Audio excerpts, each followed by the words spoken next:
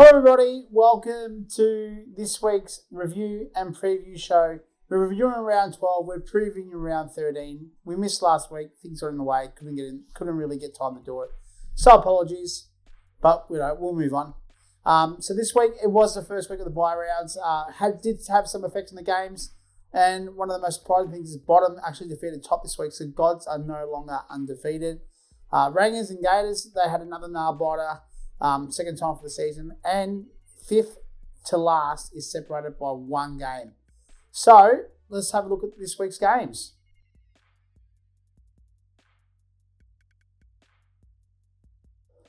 Alright, so we're going to start off with Sugar Daddies. Last year's premiers continue their hot streak. They've made it 5 wins in a row. They defeated Renegades 372 to 350.5. Renegades, they're continuing their yo-yo season, while the title defence for Sugar Daddies, which was in tatters after 5 rounds, is alive and well. Let's have a look at it. Renegades, 3 best players, in my opinion anyway. Smith as utility, 113.5. Holmes was a follower with 53. And Setterfield as a tackler with 37.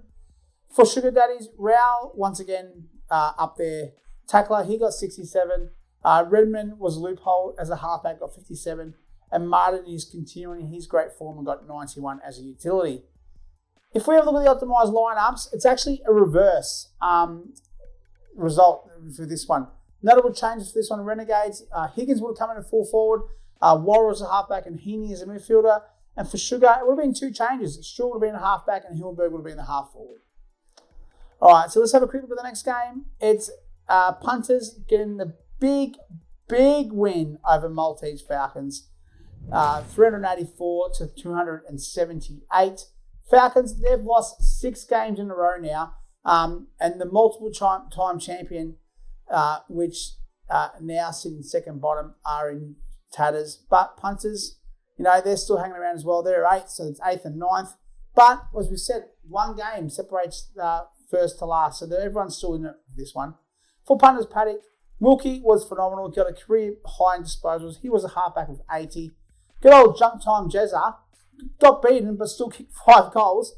59 as a half forward. And Meek as a ruckman got 38. For Falcons, Tom Green, utility 102. And Baker as a halfback at 58. They combined for 57% of the total score. And third best, I don't know. We'll go with Tex, half forward. He got 23. Optimised lineups, massive score by Punters Paddock.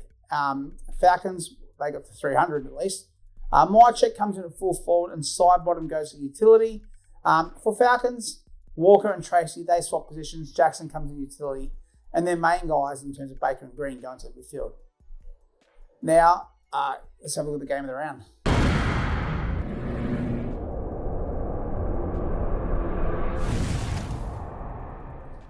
And it is the game of the round. In a reverse of their earlier matchup of the year, where the Gators won by 0.5 over Rangers. This time, Rangers got the win by 7. And they've consolidated 3rd position on the ladder. Gators, they sit at just outside the 5. For Rangers Anonymous, Noel Randerson destroyed it, got 106. Hopper as a follower got 57. And Bolton as a half forward, who's been in some good form lately, got 41. For Gators, a couple good all-round performances here. Ash as a follower of 62. Myers coming into half forward with 50. And Long was a tackler of 54. For optimised lineups, and just like the first time they've met this season, the optimised lineup would have been reversing the outcome. Rangers Anonymous, they bring in Taranto at half forward, Bolton utility, as well as Stephen May comes in the team. Gators, they would have put Grundy in utility and bring in Flynn with Tracks full forward, which is actually funny because before the Heat Grand Final, I was going to should I bring maybe Grundy utility and bring in Flynn instead of having Petrarca as utility? And I thought, Tracks probably more reliable. Well, clearly not. Anyway, Rangers get the win. 3rd ladder, 2 games clear in 3rd on the ladder to 5th. So let's look at the next game. This could possibly be the upset of the season. To date anyway. Last has defeated first, giving the Gods their first loss of the season.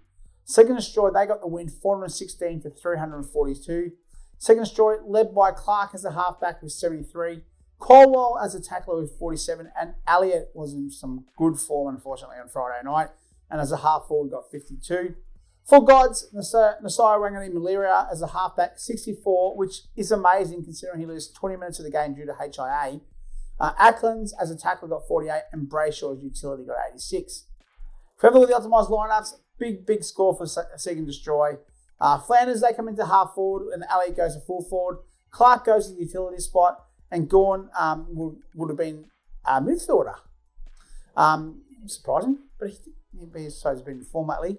For Gods, they bring in the big O to full forward, or the middle O, that's the one, and Hewitt as a half forward, which he would have swapped with Chad Warner.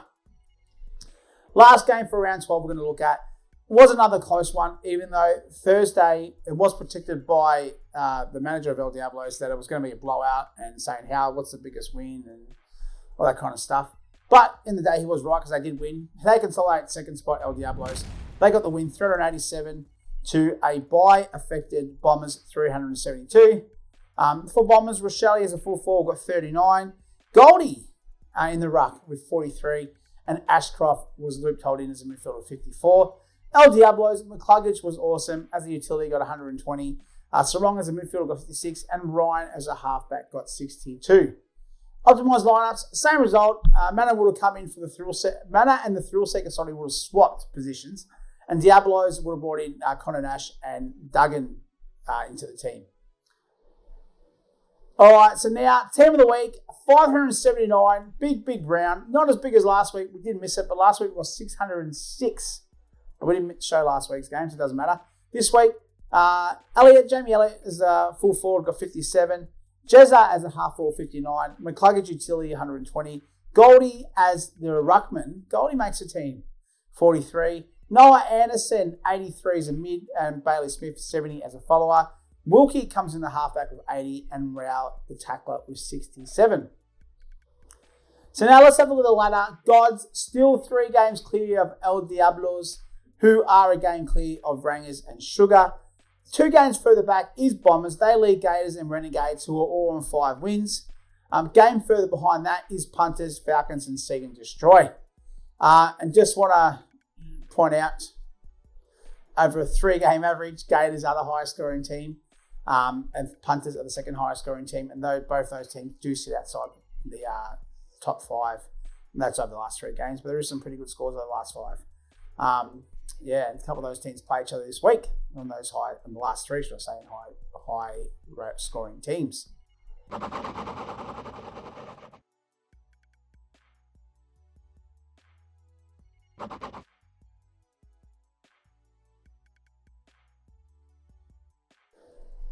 All right, round 13. Dockers and the Saints do have the bye this weekend, just so everyone knows. So they can pretty much, those players can be looped, so you can loop anyone anytime you want.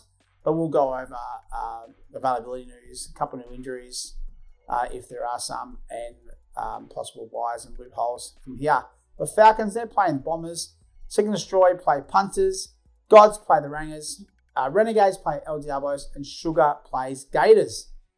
So if we have a quick look at it, Falcons, they're bringing back 9 players, mostly Carlton and Blues players from the bye. They do lose Jackson and Tracy. Bombers welcome back 4, which does include Bonts and Sheasel. They do lose McRae to the bye, and I know he's been injured, but apparently he's a test, so he might be back after the bye next week. And just Bombers, or just Andrew, just so you know, I did see Sam Darcy today in a cafe eating like a big breakfast of eggs and stuff, and he was moving around pretty good. Oh, God, that boy is tall.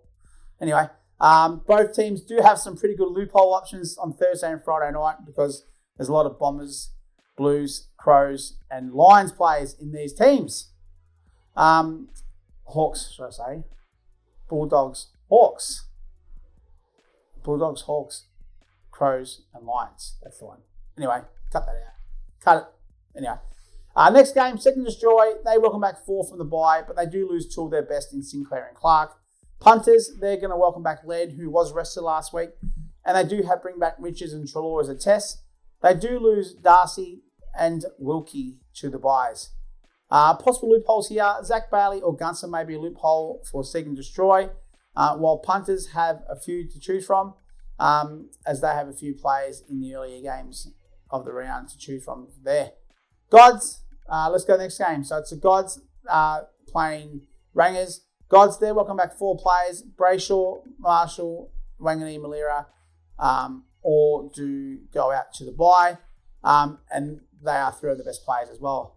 Rangers, they get Georgiadis back and Bolter, but they do lose Bolton and Steele. Gods look to have Warner in place as a loophole. And Taranto looks probably staying the loophole as Rangers because he doesn't change it. But Soligo is another option as well. Our next game, Renegades welcome back 3, but they do lose Higgins to the bye. And Sicily's out for 3 weeks. I think he will be back after their bye. El Diablos, they bring back Cripps and Wines, but they lose Briggs to injury. And Ryan and Sarong both have the bye this week, who have been 2 staples in that lineup. Possible loopholes, Warpool West Thursday night for Renegades, or even Rankin Friday. He could go Heaney on Saturday against the Tigers. El Diablos, they've got Hughes or Keys as a really good loophole option on Friday night, or even on Thursday night, they've got Amon and Connor Nash. If we have a look at the next game, Sugar versus the Gators. Sugar brings back some pretty good players from the bye in Christian Sherry and Harry Mackay. And they've also got 2 other players as well. I think, can't remember who it was. Gators, they welcome back Butters, Norton and Curnow. Both these teams do not lose any players to the byes and no one's got any fresh injuries here. Possible loopholes more at the moment. Stewart is in place for Sugar and Newcomb will be the loophole for Gators on Thursday night. What's scary in that one is Bailey Dale against the Hawks. Lately, halfbacks have been getting 1,000 metres every week. 1,000, so 1 kilometre, and that may be scary as a halfback for Bailey Dale against me. Anyway, let's have a look at the AFL fixture. Thursday night, it is the Dogs and the Hawks. Friday's the Crows and Lions. Tigers play the Swans on Saturday. Cats and Suns play Twilight game. Giants play Port Saturday night. Sunday at 3:20 is the North Melbourne versus the Eagles. Now, that is in Bunbury, WA, because North have sold the game. They play the next couple of weeks in Western Australia, should I say. Sunday night, pre-King's birthday bye. Blues play the Bombers, and then the King's birthday game. Monday, it's the D's and the Pies. So that's it for today. Thank you very much. Everyone enjoy your long weekend. Have a great time. Good luck with your teams. See you.